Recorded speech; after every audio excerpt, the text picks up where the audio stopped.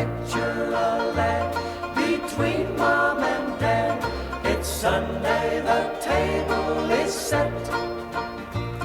There's uncles, there's aunts, and cousins galore, but plenty of food to be ate. God blessing, we say, they reach for the bread. It's a feast a king would afford. There's clatter, there's chatter, but something's the matter. There's someone who's being ignored. And, well, I just can't eat without bread. There's something the matter, no bread on the platter, and he just can't eat without bread.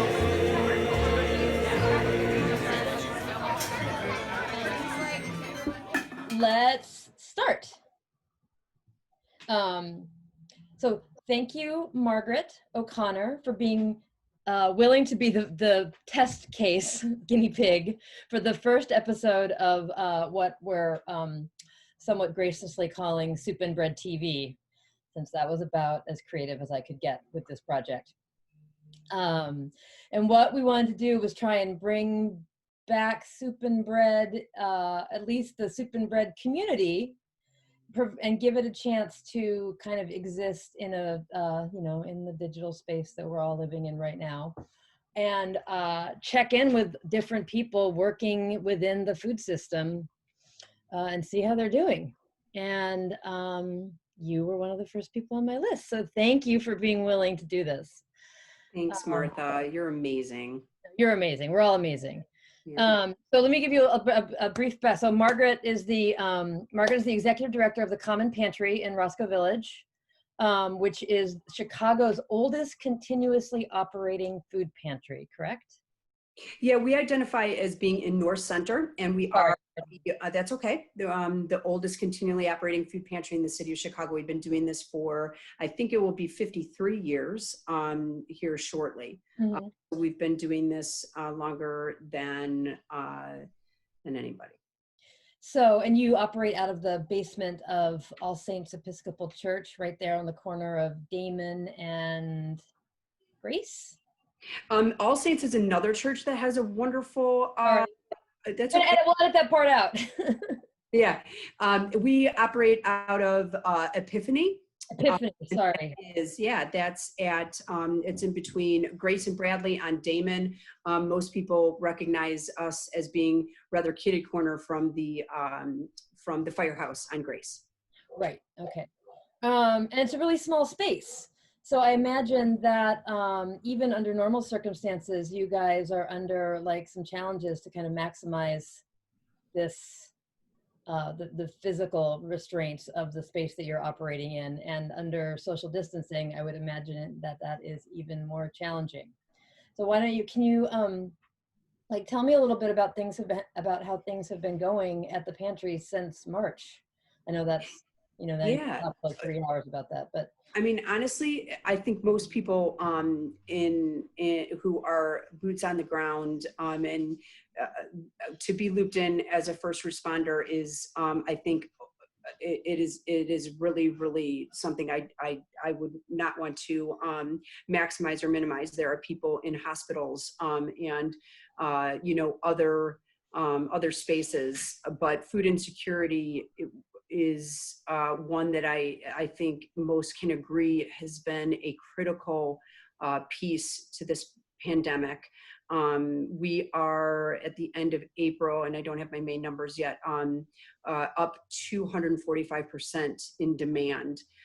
So just to put that in perspective, on an average month, we were serving 300 families, and we're over 1,000 most now. So for the past few, and it is the 30% of the pantries had to close. And we were lucky enough to be part of the 70% that have been, that have remained open. And we had also lucky enough to not have to shut any of our programs down. So we do a few things. I'll just, in terms of emergency food supplies, we have a pantry, and that is 3 sessions, 2 days a week. We have emergency, sorry, not emergency. We have senior home delivery, which is once a month. But that has exploded. It's doubled. So we really rose to the occasion. And my social worker, who does an average day, any number of different things, had to set her sights on managing that, because there's very few home delivery options on the north side, and really in the city in general, I think. So we've doubled that. And then we also have a produce day, which you are very well aware of, that once a month. And that is where we basically distribute up to about 10,000 pounds of fresh fruits and vegetables in a matter of hours to people who come there, over 200 families.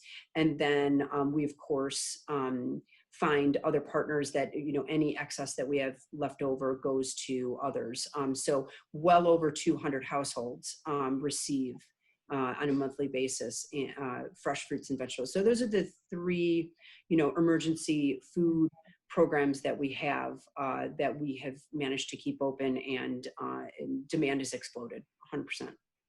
So last time I saw you, was when I came up to pick up some of that produce and shove it in the back of my car, and take it down to my neighborhood, to where we set up a little distribution site for suddenly unemployed hospitality industry workers. And a lot of that is because, produce has a very short lifespan. And especially if you are limited in your storage space, in your refrigerator space, is you can't keep those crates of cabbage in the hallway forever. So how are you managing kind of supply and demand these days?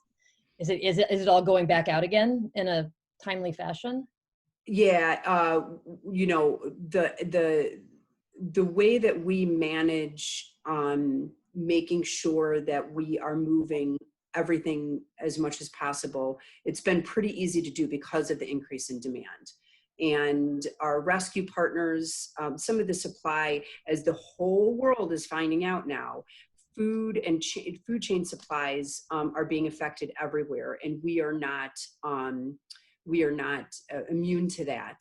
And so, for example, this past Monday, our rescue partners had a lot less than we normally would get a post holiday weekend. Usually after Memorial Day and 4th of July, that following Tuesday tends to be a bit of a boondoggle. We get all of this perishable food from our rescue partners.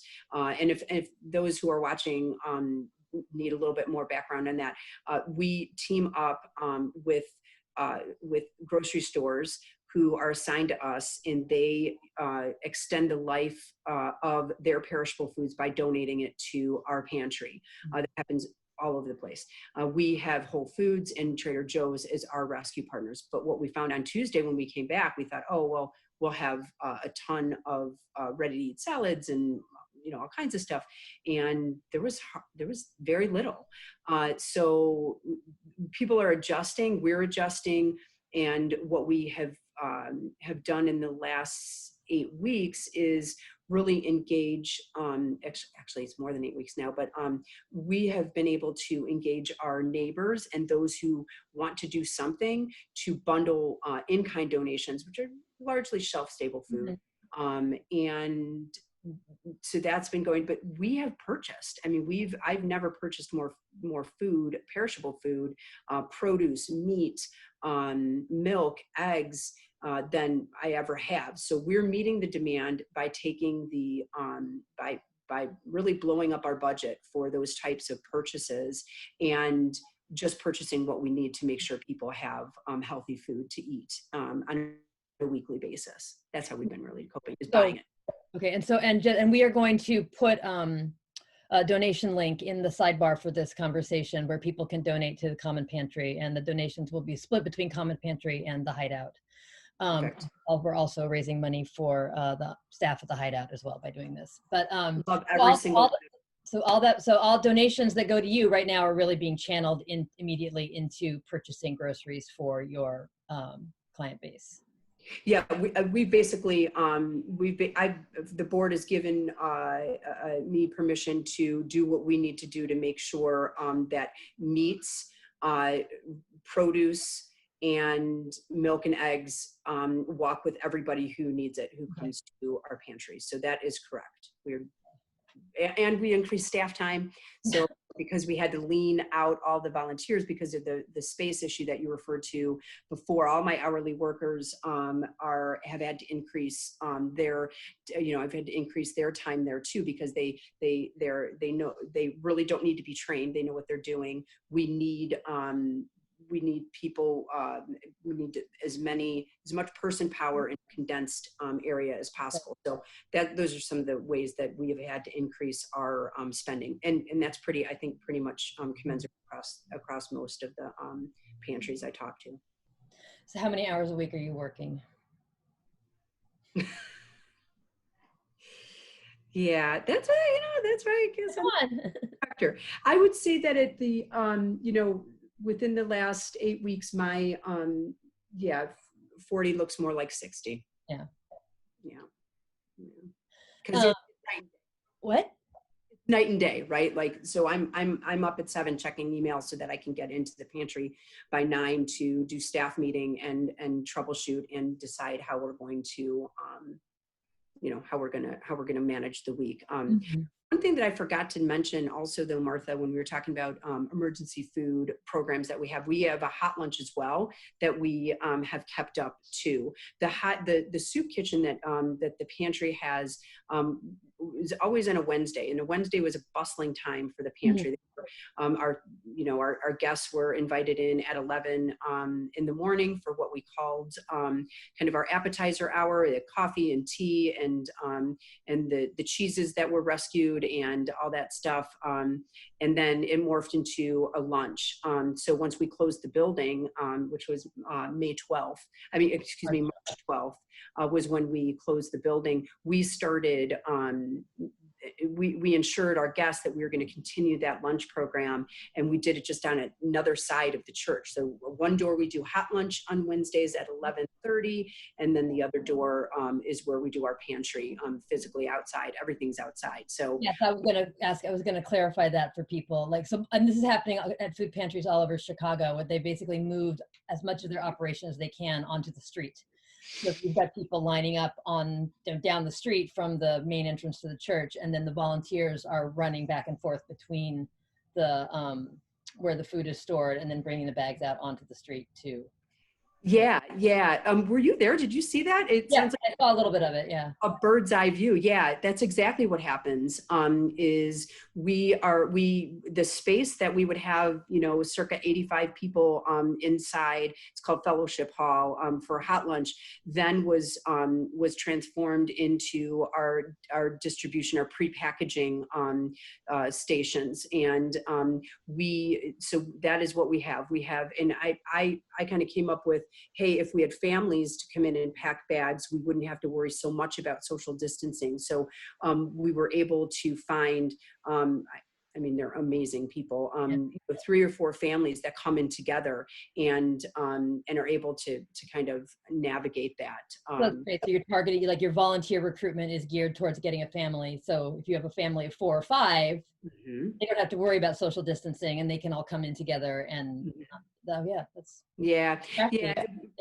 it was a good, and couples, so it was a good strategy, and we lost a lot, understandably, because there are retirees that do a lot of our volunteer work, and so we needed to make sure that they were safe, and so they'll be back one day, but that was another way of being able to keep up and stay in business, was by engaging families where the risk factors were largely reduced because of age and other factors. So that's how we've been doing it. I think the net gain out of that is that we kept our seniors and other at-risk folks firmly at home and safe, and we engaged a whole bunch of new volunteers from the family end of things, because e-learning only happened, a certain amount of hours a day. So we managed to kind of bookend that for those families. It's been very,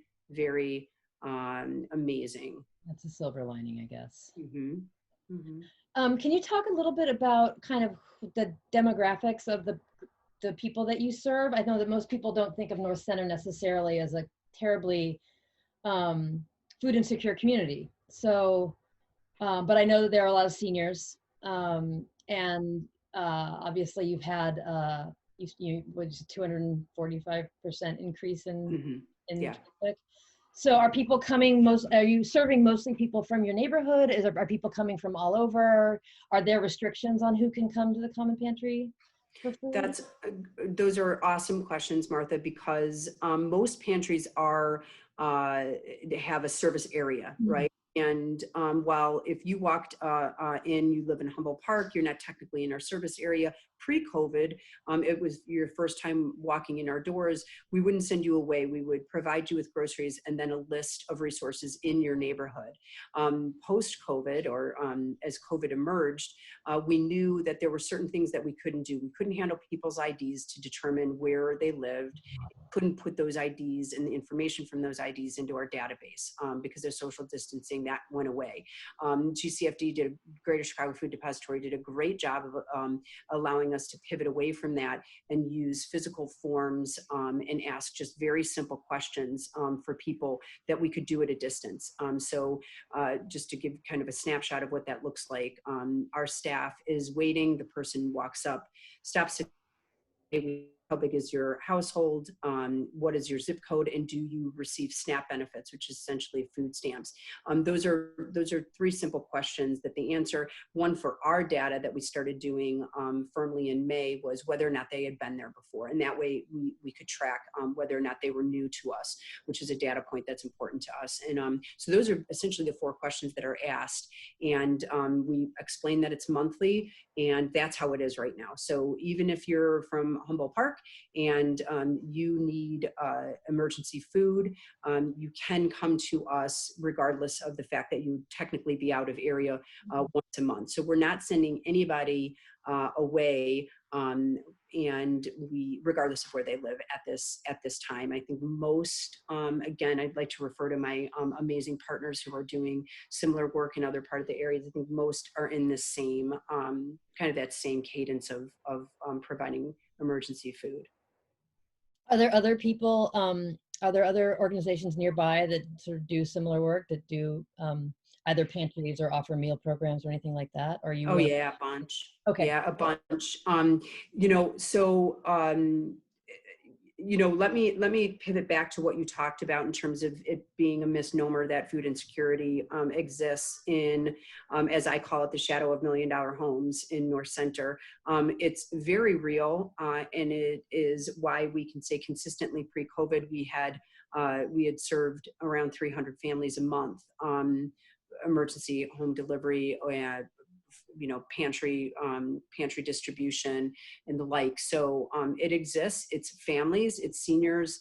There are a fair maybe 8-9% of homeless that come through our doors and to receive services, but it spans the gamut of age and families. So it happens, and there are like size a couple other food pantries in our area, but of course there are lots of faith-based institutions, community organizations, senior centers, and the like who serve ready-to-eat meals. Unfortunately, it was those that I think because of the shutdown, had to stop their hot meal programs, and that's where then we saw growth. So we saw, as I said, a jump in about 50% of emergency home deliveries because people couldn't leave their homes, yet they still needed to eat. So that's been amazing, an amazing experience, I think, for everybody, to make sure that we have, by and large, seniors, but the problem is that the city considers seniors 60 and over, and there are people who are in at-risk categories that can't leave their home that are under 60, and those are the kind of the households that we see ourselves providing emergency home delivery to. It's been pretty incredible. I mean, we have the VA, we have health insurance companies, we have 311, all referring, call Common Pantry. They can hopefully help you with home delivery. And we're tiny. We've been there. It's pretty incredible. Are your deliveries being done by volunteers or by your staff? Yeah, we screen on, for obviously risk factors, and we have lined up this really, amazing small team of volunteers who are doing our home deliveries that are not our scheduled home deliveries. And then those who are doing our scheduled home deliveries that we've been doing for a decade, they remained intact. So it's been pretty incredible. And the small little army of people who go out and do these kind of these irregular home deliveries are just a cool group of people. And I imagine those are also contactless, like you just go drop groceries on somebody's doorstep, or is it more? They know they're coming, right? Yeah. That the people who call and the people who my social worker Abby lines up to receive it know that the person is coming, and that's exactly right. It's a no touch contact, and they're ready because they really need the food, so it's very targeted. One really special thing that we've been able to also manage and engage our larger senior, independent senior homes. Mm-hmm. So we got a call, I think in the beginning of May, from a management person from a senior apartment complex that said, hey, we got about 40 seniors that can't go to the grocery store and can't, and are in desperate need of food. And within really 5 hours, we had I think it was 3 or 4 bags of food per household to arrive on their doorstep, and we've done it twice. So that's been something else. So that's kind of like a condensed home delivery, right? We can bring all of those, or they can pick up all of those bags and get them into one building. So that's been pretty fantastic. Yeah, I say, well, it's hard to find silver linings, but one of the silver linings for me about this whole experience has been the strengthening of this kind of like one-to-one network, or what I've been calling kind of like the porch economy, where one individual bringing something else to another individual, whether it's through an organization like Common Pantry or through these sort of like more ad hoc mutual aid organizations that have sprung up in different neighborhoods, or just through like farm box deliveries. I find something very beautiful about that. It is literally a boots on the ground response to this crisis that has shown an incredible light on people's generosity and their ability to make it happen. And that is 100%, I agree 100% with you. One thing I also didn't mention that we created out of this, which I think you already know about, is the I Am Your Neighbor meal program. I was going to ask about that. Yeah. Yeah. Talk about that. Speaking of having to be creative and make quick decisions about things. One of our board members who helps administer our social media decided to put a donate link on Facebook, and there was, I think it was, a couple $1,000, maybe that much. And he said, hey, what do you think about the crisis with restaurants? And if restaurants are still open, why don't these are restaurants, that also help us with our events, right? So why aren't we helping them? And if we could, why don't we do this? Why don't we spend this money that was unexpected coming to us and see if we couldn't start tabs at these restaurants and call it an I Am Your Neighbor meal program, so that our guests can have a list of these restaurants and go and ask for an I Am Your Neighbor meal program. There's, obviously a double benefit. One of the benefits was that since we left choice model, right? Here's your bag of food. You don't get a choice of what you have. That was different from what we were doing. We were allowing people to shop and allow them to pick the food that they want.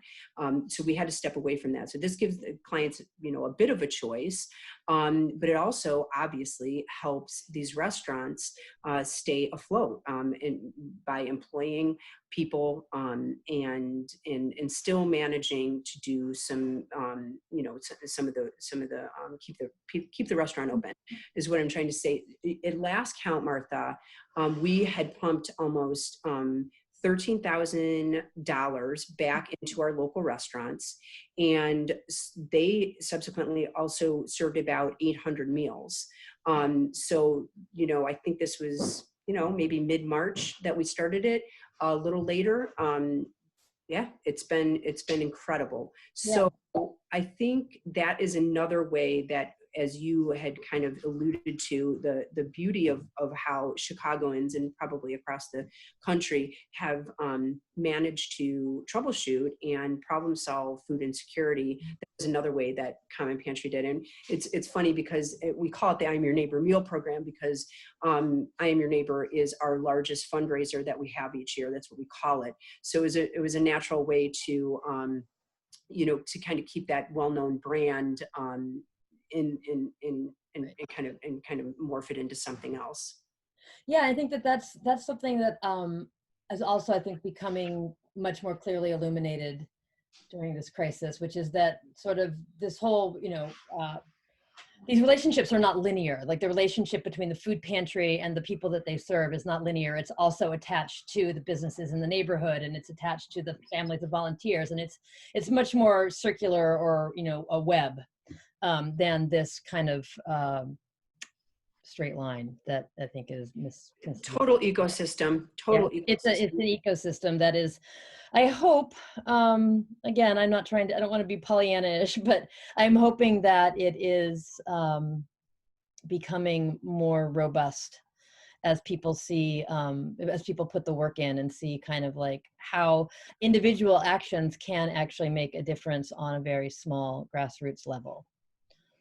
It's hard to get people who are in crisis, who've never had to receive emergency food before, to reach out and get it. And I think that's one way, really, Martha, you and I have worked quite seamlessly together, because we got that produce into the hands of industry folks that I think we're never used to having to ask. And that is I think also something that hopefully in the long run we can demystify and kind of put a pin in what might be considered in the past a shame, right. or an area of insecurity in terms of their capability of being able to sustain themselves. And yeah, there's a lot of people who, for whatever reason, whether they're ashamed or they just don't know how or don't know it's an option, they would never go to a food pantry, for instance, for groceries. But I think a lot of the what's going on right now is this increased focus on kind of meeting people where they are. Mm-hmm. And I think that's a good thing as well. And I want to encourage anybody who's watching who might be in that boat, because this is going to be a marathon, right? To say that you've basically had to shelve, no pun intended on that one, but to say that you had to go without a paycheck or your income stream for 3 months means what? It means that you need to find a way to pay your bills now, but then also figure out a way that you're going to get back on your feet later. So I hope that that people understand that this is a marathon, it's not a sprint. And if we can find a way to get folks who otherwise would never think about asking or seeking out emergency food, that they do it, and that they can take the income that they would have spent on food and put it somewhere else. We need to do that, and we need to, as a community, start to encourage that, so that there's can be a little bit more economic security. And food is very basic. Not only is food something that people tend to substitute if their cost of living goes up, if there's an illness, or a car breaks down, or there's some other unforeseen expense. This is the same situation. You stopped getting income, and that $600 stimulus money was long gone. This is a way that you really can. And I swear, I love our Fruit and Vegetable Day for that reason. And Great Chicago Food Depository is really stepped up, because people might not know this, it's never guaranteed, but we have signed up also for this cooperative that is coming through GCFD for direct distributors packing boxes of meat and free, and some shelf-stable food to deliver at our produce day. So we can actually now not guarantee everybody, because I don't know how, last time we had 100 boxes, but we could give the first 100 people who are coming for produce an extra box of shelf-stable food or meats, and they walk with that extra food, and man, does that go far. I think, we did an impact survey for our clients. We did a strategic plan last year, and we know that the food that we supply people lasts up to 1.5 to 2 weeks. So come on, let's, just get out here, you guys. If you need it, get it. In my travels through sort of the food system and the food pantry network in the last couple months, I've been checking in with a lot of people for various reasons. And I've definitely, we're hearing a lot of things about the food chain breaking down in different ways, whether it's dairy or meat processing. But for the most part, right now, there's still a lot of food out there. And the question is the supply and demand connection, and making sure that that doesn't kind of fall apart. And that's where it seems to be challenging. Yeah, those logistics are just, they are a huge struggle. So I get word like, hey, pork, pork is going to be, you're not going to be able to find it. Well, pork is like one of the primary meats that we distribute, right? That's where we get our USDA commodities are largely in pork and chicken. And I'm like, well, geez, what are we going to do? And we're able, luckily, and I don't know if you've been able to capture any of this analog data, but we're able to afford to go out, and for the first time I bought a side of meat, a beef, and I bought a side of beef. I found one of our restaurant partners to process it, because they have the qualifications to do so, and package it. And then, so like, that's how we have to respond as pantries, if you're able to do so, because you're not going to be getting it necessarily from the Greater Chicago Food Depository, because they're not getting it. It's been really tough. But hopefully people are able to just do with what they can. That's why this new program that's coming out of GCFD, where direct distributors and farmers are going to be able to package these boxes and get them to us. And we accept it. You had a choice whether or not you wanted to accept the program. And we're like, yeah, we'll take it, because we've been purchasing a bunch, and this helps us save that cost. So we'll see. We haven't gotten ours yet, but I think we're going to get our delivery, and it's the same day. Like literally, it's the same day. These farmers are like, or distributors are like, you're going to this address and you're dropping off these boxes, because they're distributing today. So on a Wednesday, we'll get our boxes and be able to hand them out. And hopefully we can also manage to hand out the additional bags that we would, so that people have even more of a resource for their own cupboards. Mm-hmm. We are almost out of time, which I can't believe, because I could actually talk to you for like 3 hours about this. I know, you and I just go on and on. But I want to respect your time, and also, I want to get to the one other thing, which I don't know if you actually remember to do it, but did you bring a recipe? So I was very excited to do this because there is this gentleman who has volunteered and made our lunches for a long time. Uh-huh. Jeff hasn't been able to be at the pantry because he's high risk, but he started last year making this this hot black bean dip. That was, it was brilliant. I mean, it was so good. And the clients were just, they would, rush in, and he'd be like, well, today I added black olives, and yesterday I added a little bit more red pepper, and it's not too hot, but it's pretty good. And, and he just played with this recipe over and over. And